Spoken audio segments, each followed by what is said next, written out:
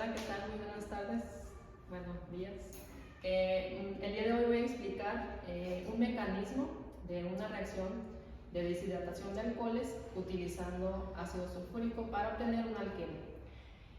Nosotros observamos aquí nuestro mecanismo de reacción o nuestra reacción principal, que tenemos un alcohol que en presencia de un ácido fuerte como es el ácido sulfúrico y calor, nosotros podemos deshidratarlo para obtener un alqueno con su respectiva molécula de agua que se está generando. Por eso el proceso se llama deshidratación de alcoholes. Pero pues no es tan sencillo como lo pinta esta reacción general, ¿verdad? Vamos a empezar a explicar cuál es el mecanismo. Nosotros observamos aquí que nuestro alcohol, en este caso tenemos un alcohol primario, tenemos aquí el grupo OH, el grupo característico de los alcoholes.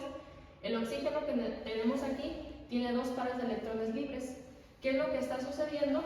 Pues un par de electrones atrae al protón del ácido que tenemos aquí. El ácido sulfúrico o un ácido fuerte es el que está actuando como un catalizador.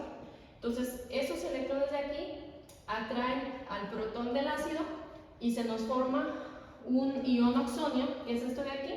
Este ion oxonio que tiene la característica de ser un muy buen grupo saliente. Es por ello que este tipo de reacciones favorecen reacciones de eliminación. Sabemos que tenemos diferentes tipos de mecanismos de reacción, como sustitución nucleofílica o reacciones de eliminación, pero debido a que aquí se nos está formando un ion oxonio, que es un muy buen grupo saliente, esta reacción se va a favorecer por medio de un mecanismo de eliminación.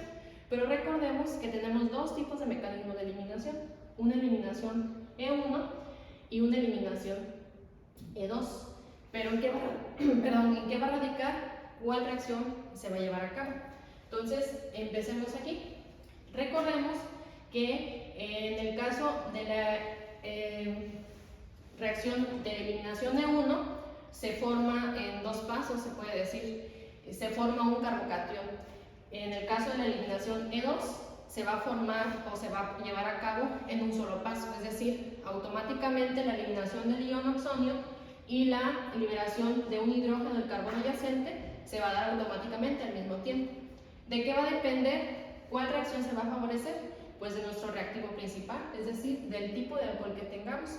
Recuerden que los alcoholes primarios favorecen reacciones de eliminación E2, mientras que los carbonos secundarios, los alcoholes secundarios o terciarios favorecen reacciones de eliminación E1, es decir, forman carbocationes más estables. En eso radica para qué sentido de nuestra reacción o qué mecanismo se lleve a cabo, de la estabilidad del carbocatión que se forma. Si el carbocatión no es estable, vamos a tener reacciones de eliminación E2, se van a dar automáticamente en un solo paso. Pero si alcanzamos a generar la formación de un carbocatión estable, pues nuestro mecanismo se va a favorecer con una reacción de eliminación E1. Bueno, vamos a explicar en qué consiste el mecanismo de eliminación E1. Nosotros habíamos observado que de nuestra reacción de deshidratación, un par de electrones libres del oxígeno del grupo OH atraía al protón del ácido, formándose un ion oxonio. Este ion oxonio es un muy buen grupo saliente. Por lo tanto, en una reacción de mecanismo de eliminación E1, este grupo saliente sale y se nos forma un carbocatión estable. Este carbocatión también, a su vez, tenemos aquí una deficiencia de electrones. Vamos a observar que sucede enseguida la salida de un hidrógeno del carbono adyacente, favoreciéndose la formación de un doble enlace. Entonces aquí vamos a tener la salida del ion oxonio en forma de una molécula de agua y a su vez la salida de un protón y de un hidrógeno. Con esta salida del protón hidrógeno estaríamos recuperando nuestro catalizador, que era el ácido sulfúrico, el protón de nuestro catalizador. La molécula de agua procedente del grupo saliente del ion oxonio y nuestro alqueno correspondiente. Ahora, ¿en qué consiste el mecanismo de eliminación E2? Pues prácticamente esto ocurre de manera simultánea. No se nos forma un carbocatión, sino que automáticamente sale el grupo oxonio y automáticamente sale también un protón o un hidrógeno y automáticamente se nos forma el doble enlace, liberándose la molécula de agua y el ion o el protohidróneo. Por lo tanto, nosotros podemos observar aquí que no hay formación de un carbocatión. ¿Cuál mecanismo va a seguir esta reacción? Esta reacción, debido a que nosotros tenemos, si tenemos un alcohol primario, en este caso el etanol, pues las reacciones de eliminación E2 favorecen o ocurren más con alcoholes primarios. Por lo tanto, esta reacción adquiriría un mecanismo de eliminación E2. Sin embargo, si nuestro alcohol fuese secundario o terciario, pues favorecería un mecanismo de eliminación E1. Entonces, esta deshidratación de etanol, que va a ser nuestro reactivo principal, se va a llevar mediante un mecanismo de eliminación E2 y pasaríamos a realizar nuestra parte experimental. Vamos a comenzar a recopilar nuestros reactivos que vamos a depositar en nuestro matraz quitasato. Primeramente vamos a agregar sulfato de cobre. La finalidad de agregar el sulfato de cobre es que no tenemos alcohol absoluto. Creo que por ahí tiene un poquito de agua. Entonces el sulfato de cobre ayuda a capturar esas moléculas de agua que pudieran intervenir o que pudiera contener el alcohol. Entonces agregamos aproximadamente 1 gramo de sulfato de cobre. Es importante el orden en que vamos a agregar los siguientes reactivos. Nunca debemos de darle de beber al ácido, entonces porque podríamos provocar una reacción violenta. Vamos a agregar el etanol, aproximadamente 10 mililitros.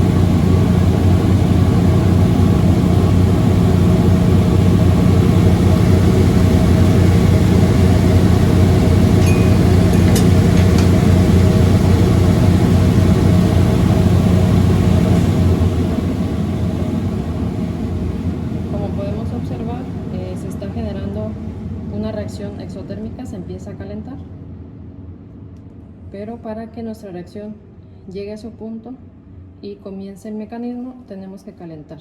Entonces lo vamos a llevar a la plancha de calentamiento.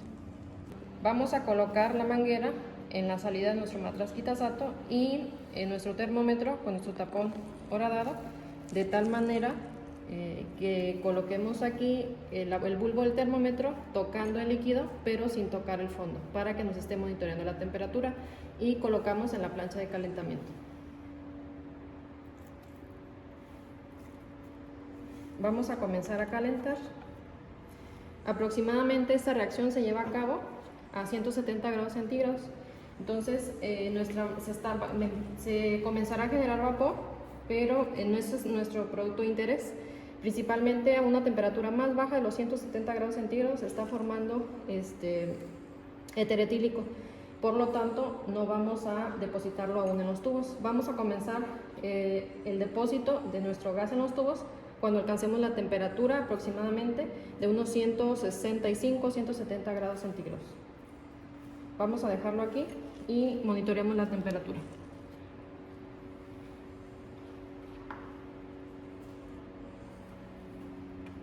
Colocamos los tubos dentro de la bandeja o de la cuba.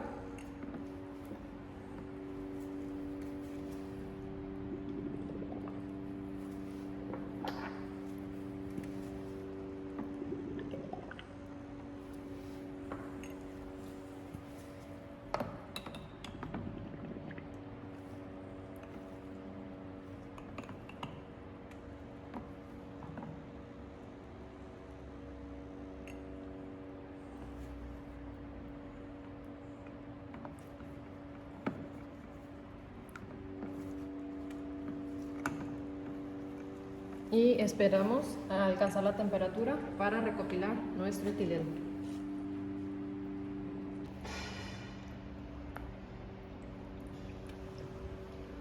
Observamos que la temperatura ya casi está en el punto 170 grados centígrados y vamos a comenzar con la recolección de nuestro gas. Para ello nos acercamos a la cuba y vamos a depositar la manguera en el tubo.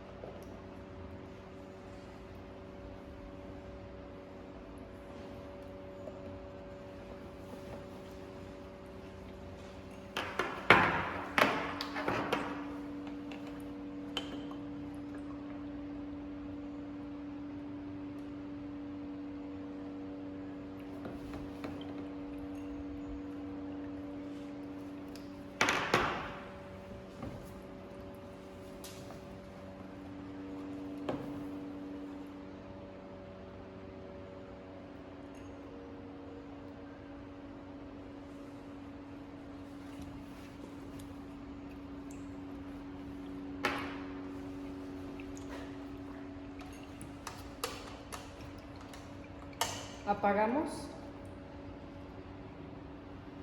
y enseguida procederemos a realizar nuestras pruebas para comprobar que efectivamente recopilamos etileno. Vamos a proceder a hacer la prueba de combustión, para la cual colocamos el tubo con el gas que capturamos y vamos a acercarle una llama. La prueba será positiva si observamos que se enciende o se forma una llama dentro del tubo.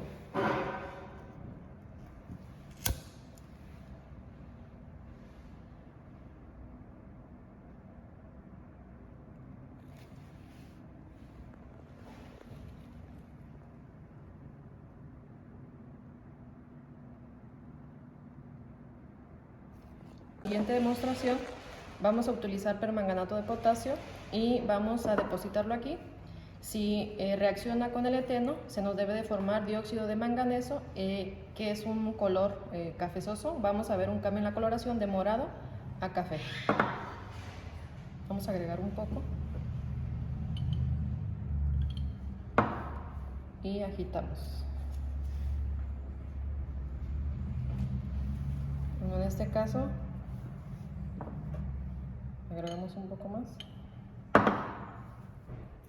para crear un exceso y observamos el cambio en la coloración. El dióxido de manganeso forma un precipitado que si lo dejamos reposar pues se va a observar, pero observamos aquí el cambio en la coloración, más o menos de morado a café amarillento. Es una prueba positiva de que tenemos eteno dentro del tubo de ensayo. Procedemos a hacer la última prueba, que es la de la reacción del eteno con el yodo mediante una reacción de adición. Vamos a colocar un poco de yodo. Observamos que la solución de yodo está un poco como anaranjada rojizca. Vamos a agregarlo. Si reacciona con el eteno, va a disminuir su color.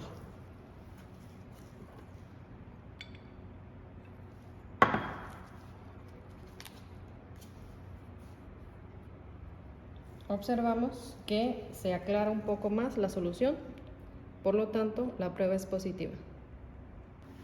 Vamos a observar si nos quedó un exceso de etileno en los dos tubos que utilizamos para demostrar su presencia con permanganato y con yodo.